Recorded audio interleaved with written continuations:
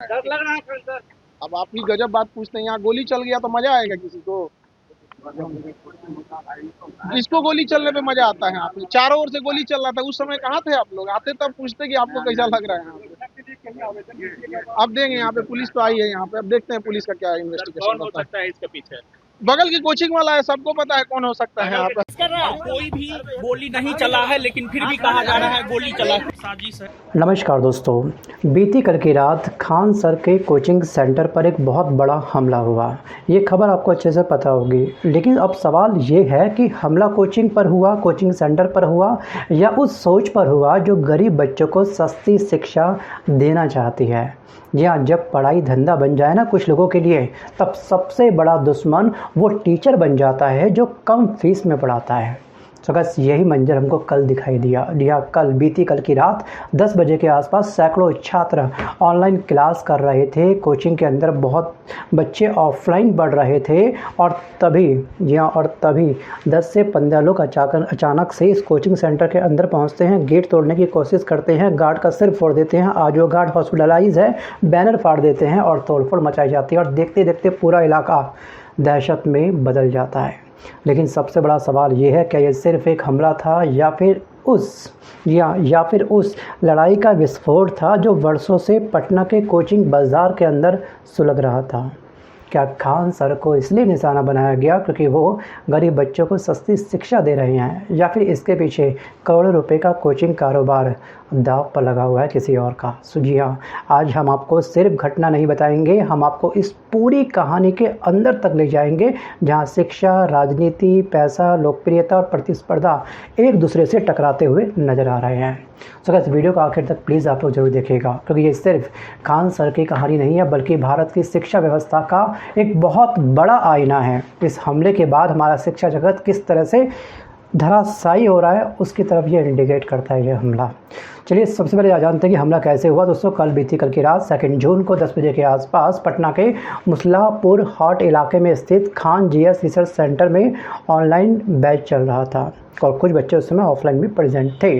अचानक 10 से 15 लोगों का एक समूह वहां पहुंचता है और आरोप ये है कि इन लोगों ने कोचिंग परिसर में घुसने की कोशिश करी, ताबड़तोड़ बहुत ज़्यादा नुकसान किया, बैनर फाड़े गए और सबसे खतरनाक बात यह कि वहां पर तैनात सिक्योरिटी गार्ड पर हमला किया। अभी वो फिलहाल हॉस्पिटलाइज है, जो मैं आपको अगेन ये बात बता रहा हूँ। अब दोस्तों, जो सिक्योरिटी गार्ड है ना, वो गंभीर रूप से घायल हुआ है, उसकी कंडीशंस काफ़ी क्रिटिकल है। जी हाँ, अब बात करते हैं, आते हैं वापस टॉपिक की तरफ। सो गाइस, इस घटना की खबर फैलते ही इलाके में तनाव फैल गया और कुछ ही घंटों में ये खबर पूरे बिहार और फिर पूरे देश में चर्चा का विषय बन गई। जी हाँ, अब इस मुद्दे पर, इस घटना को लेकर के खान सर ने क्या कहा वो जानते हैं।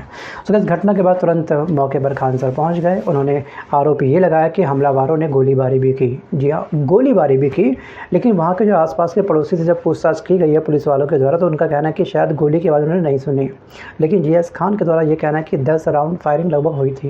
उन्होंने ये भी कहा कि कुछ लोगों नहीं चाहते कि गरीब बच्चों को कम फीस में अच्छी शिक्षा मिले, और उनका दावा ये था कि हज़ारों छात्र के चयन के बाद कुछ लोगों को ये सफलता हजम नहीं हुई। और खान सर ने यह भी कहा कि गरीब को भी पढ़ने का अधिकार है, जो वो कई बार कहते हैं अपने इंटरव्यू में, ठीक है। और यहाँ पर ये एक ऐसा बयान था जिसने लाखों छात्रों के भावनात्मक रूप से इस चीज़ को जोड़ दिया था। लगातार उनके कोर्स बिकते हैं, उनकी ऑनलाइन क्लास में कई लाखों बच्चे पढ़ते हैं, लेकिन कहानी यहीं ख़त्म नहीं होती, ध्यान रखिएगा, क्योंकि इसके बाद पुलिस की एंट्री होती है। इस घटना के बाद पुलिस की एंट्री होती है और पुलिस जाँच में क्या निकला?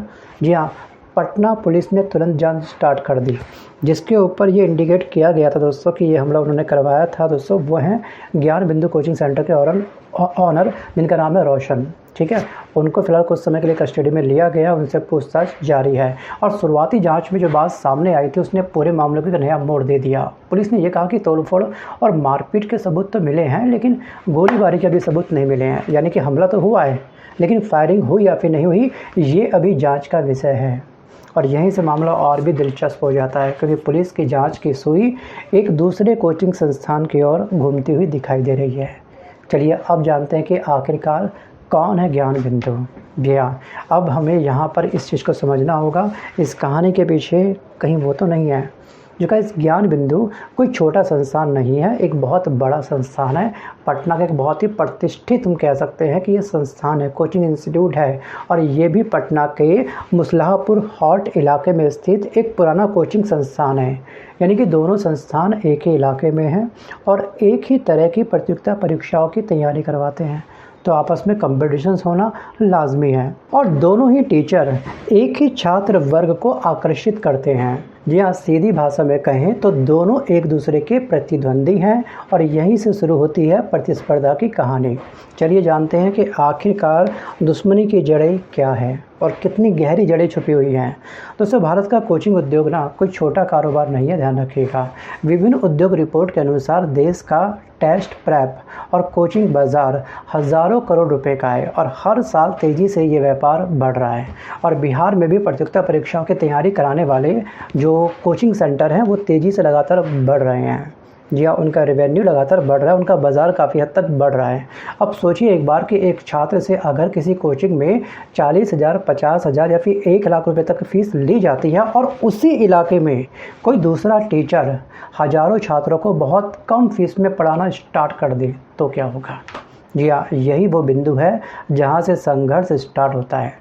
जी हाँ, खान सर की लोकप्रियता क्यों बढ़ी आपको अच्छे से पता होगा। उनका पढ़ाने का टीचिंग स्टाइल काफ़ी यूनिक है और खान सर सिर्फ एक टीचर नहीं है, वो एक अब ब्रांड बन चुके हैं। यूट्यूब पर करोड़ों व्यू, सोशल मीडिया पर करोड़ों फॉलोअर और ऑनलाइन क्लासेस में हज़ारों छात्रों की भीड़, लाखों छात्रों की भीड़, उनकी यही सबसे बड़ी ताकत है।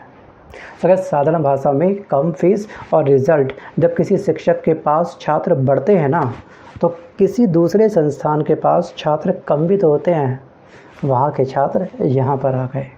सो गैस, क्या रिज़ल्ट बना हमले की वजह? चलिए इस बात को हम समझते हैं। सो गैस, अभी हाल ही में बैक टू बैक बहुत सारे रिज़ल्ट आए हैं। जी हाँ, घटना से पहले बिहार पुलिस भर्ती परीक्षा समेत कई परीक्षाओं के परिणाम सामने आए।